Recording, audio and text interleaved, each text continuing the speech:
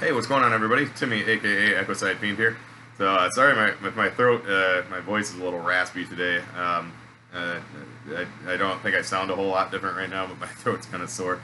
I went to see some friends of mine, their band play last night. A band called the Toss Pints. They're from Saginaw, Michigan, just about 2 hours north of me.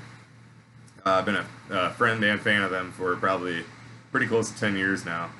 And they're incredible. They're one of my favorite fucking bands. They're so goddamn good. And they, they're kind of a Celtic punk band. When I say Celtic, they're not like so much, they don't use like traditional instruments like fiddle or bagpipes or boran or anything. It's just a guitarist, and a bassist, and a drummer. And the guitarist and the bassist, which are Donnie and Zach respectively, also both do co-lead vocals. And then Johnny is the drummer, and he's a older dude. Both Zach and Donnie are a little bit younger than me, and Johnny is probably in his late 50s, probably. Been playing drums for years and years, and he's incredible, absolutely incredible drummer. They're all incredible musicians, but man, he just stands out. He's so good. But yeah, they're just fantastic band, and they're the ones that I think I mentioned it in a couple other videos that I took a trip to Boston in uh, 2011, and I was gonna go to the Gathering of the Juggalos in a couple years ago, and I was still paying off the credit card that I had used to go to Boston, and so I had to use the money that I had saved for the gathering to pay off that credit card. But that was the reason I went to Boston, was the Toss Pints. They ended up entering into a battle of the bands that was hosted by put on by Killian's Irish Red, and they ended up winning the Battle of the Bands, and the grand prize that they ended up getting was they got to, and their trip was all taken care of, but they went to Boston to open for the Dropkick Murphys at an all VIP private concert. It was at the Paradise Rock Club right downtown Boston, and they could bring 10 people with them, and among others they invited me and my girlfriend at the time. We had to pay our own way, but the trip was, or I'm sorry, the concert was free. And so yeah, they're just like one of my favorite fucking bands. That was so cool that they invited me to do that with them. And you know, there was a lot of people they could have invited, and it included me and Amy, who's my ex. And so not only are they good friends of mine, but they're also one of my favorite bands. So whenever they're here in town, I always go, and I always rock the fuck out. You know, I'm screaming out all their lyrics and everything. And so it's no different than last night, and so my throat is raw today. So, but enough about that. But again, if you do like that kind of music, definitely check them out. They're called the Toss Pints. They're on Facebook. I think they've got a Bandcamp. They're on Spotify. They're fucking incredible. So anyway, let's move on to the topic of the video.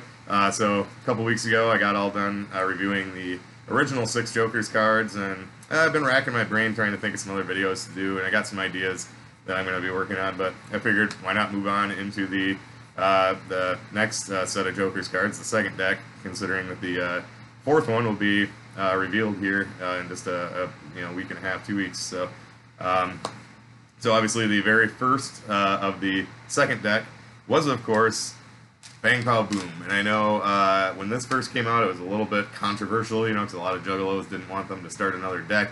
I was pretty excited about it. I was excited to see where they went with it. As I stated before, I wasn't huge into the Tempest when that first came out. Now I love it, though. I think it's great. It grew on me quite a bit. But when it first came out, I kind of felt they didn't really have like a direction. And I always felt like with the Joker's cards, the Dark Carnival concept, they always did. They always had that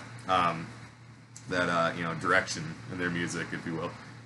So when they announced that they were doing the second deck, I was excited. So this came out in September of 2009. I think it was September 9th, maybe. But I guess I could have looked that up. But I know it was in September anyway. So when it came out, I went at midnight down to the store that I've mentioned a couple times, called Meijer. It's a local department store, 24 hours. And they got this. They had the blue one. That's all they had out anyway. At midnight, so I got that at midnight, and then on my way to work the next day, I was working second shift at the time, I stopped at Best Buy and got green and red.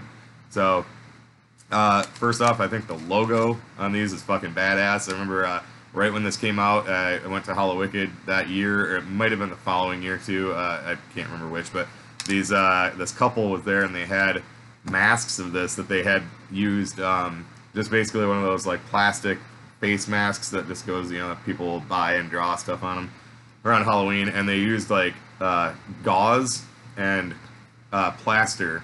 And they literally, the guy, I think it was the guy that made it, and he made one for each of them, and they made this like by laying the, you know, the gauze over the face mask, and then, you know, used plaster and got it wet so it's hardened, and then painted it, and he cut it so it all, you know, so it matched this. It was fucking awesome.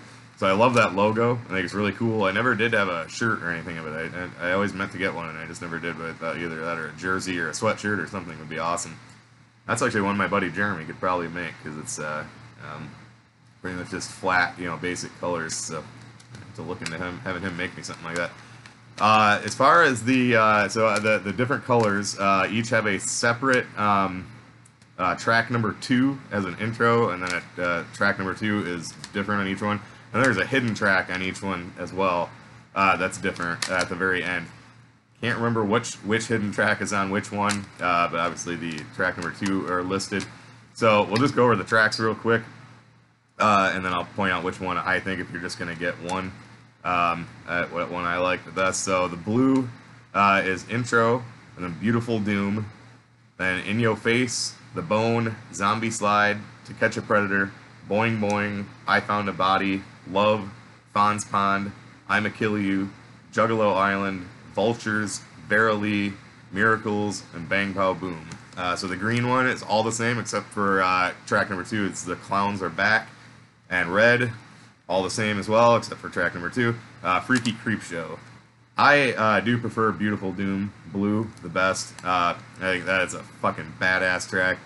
They're all good, but if I were recommend, if you were just like say, hey Timmy, I can only get one, what one should I get? My immediate answer is going to be blue.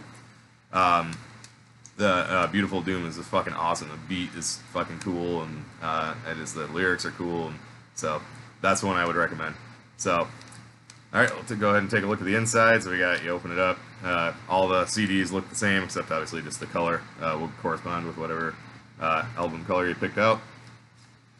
So the inside pulls out, and then each one is the cover is like this nice glossy, pretty high quality, and then opens up, and each one of these will have a different picture set on the inside.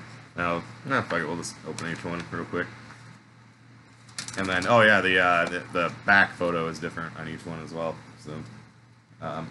So this one has that one there. I don't know if I can get that without the glare. And then the inside is them like working on their lawn, and then after the other one, their house is blown up. This one has that one. I think that's a pretty widely spread photo. I think they use it a lot on Facebook. And the inside is so one, yeah, they're in a bomb shelter and then playing golf, which I'm a golfer, so definitely like that. And then for the over here, and for the last one, for the red one, can't remember what's the that one too. I think that one, I see that one floating around on Facebook and stuff a lot too. And then this one has the ice cream. They're ice cream salesmen, and then I'm guessing was that SWAT? They're like firefighters, or it's like SWAT. Or yeah, no, though it's like they're defusing a bomb. They're taking a bomb apart. So yep. So each one of those is different. So all right. So then the inside of the booklet is all actually the same. So you got the front there, kind of just looks like a little neighborhood. And then as you're going through it, it gets so it just shows every. I'm gonna try to get that without glare, but every picture, little something changes, and you got like the evil clown ice cream truck going through, and things start going to shit there. So yeah, fires starting. And it looks like Bang Pow Boom is coming through right down the street, probably. And then this one here, if you had the decoder tool, which I do have, you could use the decoder tool. And in this picture here, there was a whole bunch of hidden stuff. Was there anywhere else in the? I think it was just here, just in that picture. but it's actually not too hard to spot even if you don't have it. So, and there was a website they had at the time, it was like burnt wreckage, I think .com, and I didn't really go to that a whole lot though. And then just all your credits and pretty good sized booklet. So, and then also included in each one was the Bang Pow Boom tour. I actually went to two stops on this. I went to Hallowicked, obviously 10/31 at 09, and then they came to Grand Rapids on 11/27/09. And this one always kind of sticks out in my head because funny little story connected to it. At Hallowicked, I actually got kicked out that year by security for taking a photo with my BlackBerry phone. And I was just, I was quite a ways back, and I just had my phone, and I just I snapped a few pictures, and all of a sudden the security guard comes over and grabs me by the arm, and I'm kind of like, whoa, hey, what the hell? And he's like, get over here, and then there was a guy standing next to me who I was not with. He had a flip phone, just like a little flip phone, and he was taking a picture. He grabbed him, and right next to him was this really, really attractive chick, like very, very, very attractive, and she was dressed kind of, scantily clad, and she had a straight up, like, point and shoot digital camera. She had no press pass or anything, and she's sitting there taking pictures, and the security guard, he's got me and the other guy, and he looks at her and goes, looks her up and down, and just takes us away, left her staying there, and we both got brought up to the front. And he claimed to me that he had talked to me several times throughout the night, told me not to take pictures, never said a word. I'd only taken like 5 or 6 photos the whole night. And kicked me out and kicked the other guy out. And it was just right before the end of the show. It was like, so I didn't see the finale, but it was just probably about, I don't know, maybe 15 minutes before it was done. I was obviously pissed, but I was kind of like, oh well. But yeah, I was like, dude, you didn't say a word to me. He's like, I've talked to you like 10 times tonight. I'm like, you haven't talked to me 10 times, or you would have kicked me out already, But and then when I went to the Grand Rapids show, it's kind of funny, that was at the Orbit Room, and security's walking along there. People are filming with their phones, and this one dude was sitting at a table the whole night just filming. They didn't say a word, because I don't think most of them care. I think that security guard that kicked me out, I think he was just, being a dick, because I didn't see anybody else getting kicked out, and people everywhere were taking pictures with their phones, So, so anyway, that was kind of funny. And then that Grand Rapids one too was also my ex Amy. That was actually our pretty much our first date. Was we went to that. So, so anyway, yeah. As far as songs on this, it's a great album. I like it a lot. Like I said, I was excited for when the new Joker's cards, deck of Joker's cards was coming out. As soon as they announced it, I was excited. I know a lot of people were not, but I was. So that's on Beautiful Doom, in the blue one we'll just do. That's a great track.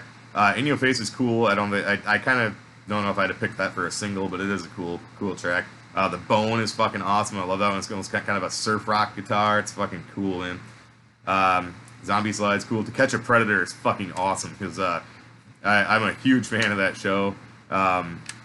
Back when it was on all the time, me and one of my old friends, we had a falling out a while back. I haven't talked to him in years, but me and him, we were like best friends, like pretty much since high school too. And every time there was a new one of us would record it, and we'd get together like that night, 'cause we both worked second shift at the time, and we'd get together and grab a couple 6-packs, and we'd sit and we'd always call it an internet predator party, So, and we'd watch the new episode, and it's just it's just awesome hearing them reenact some of the stuff, because some of the stuff was word for word like what was on the show, even though you can definitely tell it's either them or somebody that they brought in. It's not like actual lines from the show, but they're doing actual lines with different actors or whatever.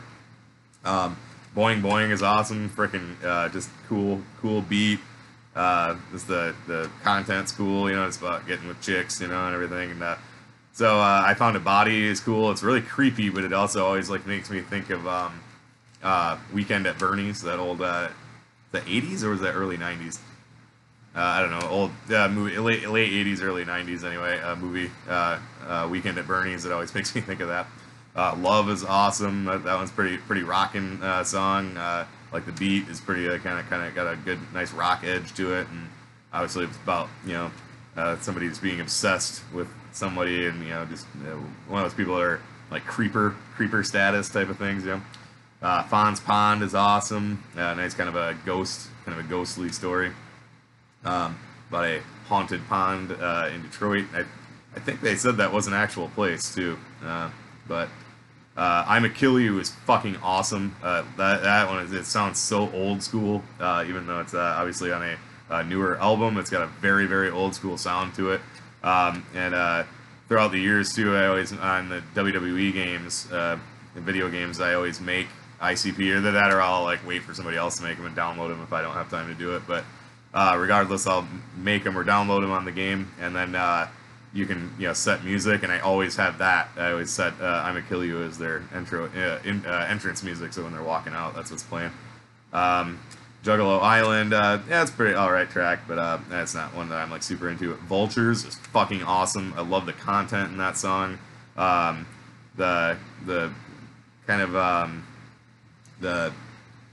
I mean, obviously it's a rap song, but the parts that Jay raps kind of fast. I don't know how to describe it, but there's a couple different ones, and he kind of uses like a different voice, like they changed his voice just a little bit. It's so fucking cool. Just an awesome track. Beryl Lee is cool, real creepy, basically about a girl that Jay wasn't even friends with in high school. I mean, like, obviously just a story, but he's talking about the character in the song, Jay playing the character. There's another girl in his high school or middle school or whatever that he wasn't even friends with, but then she dies and starts haunting him. And so in the song, he's like looking back and wondering if they would have had some type of a connection, and he's also wondering why she's haunting him. It's pretty fucking creepy. And Miracles, obviously, that's the one everybody knows about. I don't think it's that bad of a track. I think everybody, like, I still, even just the other day, I posted something about ICP, and my buddy JR had to put a gif of magnets. How do they work? It's like, yeah, dude, that was like 8 years ago now. It's like, I think you pretty much missed the fucking bus on that one. And another thing I always like to point out is if you actually, whenever I talk to somebody, even to this day, if I say something I like ICP, they're like, oh, magnets, how do they work? I always love going, I don't know, why don't you tell me? And yeah, I have yet to get a response, because, I mean, I know people know how they work, but they like to go like, ICP's so stupid, they don't even know how magnets work, and then when you confront them about it, they can't fucking do it either. And another funny story about that was my buddy JR that I just mentioned, he did that on Facebook to me another time, and I was like, he goes, oh, magnets, how do they work? And I responded like, I don't know, JR, why don't you tell me, and he, so a few minutes later, all of a sudden, he posted with all this stuff that he tried to make it look like he had actually typed it, but I actually went, right after he posted it, I went to Wikipedia, and all he had done was copied and pasted, and then he like inserted some of his own words to make it look like he had actually typed it out, and I was just like, dude, you're so full of shit. He's like, no, dude, I wrote that out. I'm like, no, you fucking didn't, you just fucking went to a Wikipedia page and copied and pasted somebody else's fucking work, so, but, yeah, I mean, I don't think it's that bad of a song. It's, it's, the lyrics are pretty true. It's a lot of stuff you lose sight on, a lot of that stuff when you're growing up, or after you grow up. I mean, the stuff that was magic to you when you were growing up becomes something totally different. And then finally, Bang Pow Boom. That is actually one of my absolute favorite ending tracks on an ICP album. I love it when they do it live, which they've been doing for quite a while. That'll be how they close the concert. It's fucking awesome. It's just got a nice grandiose, is that the word I want to use, feeling to it. It just feels, just feels humongous, when it's playing in the venue, and the fucking Faygo flying everywhere, people crowd surfing, and it's just, man, it's awesome, and I love it. So yeah, I was very happy with this album when it came out. I thought it was really good. It was, like I said, when they announced the second deck of Joker's cards, I was excited about it, and so far, they've made me happy. I love this one. I love Mighty Death Pop, and I love The Missing Link. And I'll be doing individual reviews of those as well. But again, I would recommend this one. This is my personal opinion, but if you're gonna get just one, this is my favorite. Of course, if you can still get your hands on it, there is the Nuclear Edition. So that's if you can still get this. I don't know if it's out of print or not. This I would just recommend getting if you're gonna get it. It's all the same, except it does come with the Track number 2 is the Triple Threat Mix. It's all of those tracks mixed together into one track, and it sounds good. It works perfectly. And then it also comes with disc 2, which has all the bonus tracks that are at the end of each one, all collected on one disc, and then it's got some unreleased tracks. One of them being that "It's All Over" that they actually made a video for that I fucking love that song. And then it does have the Bang Pow Boom sampler, which I don't think I actually had one of those. One of my roommate, her boyfriend at the time when this came out, or a little bit before, he got one and he was going to give it to me, but I don't think I ever got it. And then it also comes with a DVD, which has In Your Face and Miracles, and then it has the Family Underground on it. And then the inside comes with the booklet, the same booklet. It does come with a decoder tool. That's how I got mine. And then it also does have a photo booklet. This is all those photos put into a booklet, and it's all the nice glossy look. Same thing. And so if you can get your hands on that, you might as well just get that. I think when it came out, I think I paid like $15 for it. So again, I don't know if it's still available, if it's out of print or not. I actually looked for it not terribly long after it came out. I was going to get it for my friend for his birthday, and I was not able to find it. So anyway, overall, the Bang Pow Boom, I'd have to give this a solid 4 out of 5. And it's also the return of Mike Clark too. He produced all of them and worked directly with them. I know The Tempest he produced, but I don't think he worked directly with ICP. I think he produced it away from them or whatever. This one they worked together. So this is the return of Mike Clark. It's definitely noticeable. It's fucking incredible production. So yeah, I'd give this a very solid 4 out of 5. Just wouldn't give it. I'm sorry, 4.5. I'll give it a 4.5 out of 5. Only reason I don't give it a 5 is just, to me, it has to be perfect all the way through beginning to end to get a 5 out of 5. So I'm going to give it a 4.5 out of 5. So definitely worth your part of your collection. There's no reason not to have it if you are a fan of ICP. So. And I know a lot of people, again, weren't super happy about the return of the second deck of Joker's cards, so I know a lot of people didn't pick this up, but I would recommend it. So, Mighty Death Pop, sorry, not Mighty Death Pop, getting ahead of myself. Bang Pow Boom, 4.5 out of 5. Definitely pick it up. And in the next week or two, I will definitely review Mighty Death Pop. That'll be the next one, and we'll take a look at those, and that'll be that. So, as always, thank you for watching. Thank you for the support. This is Timmy, a.k.a. Echoside Fiend, and I will catch you in the next one.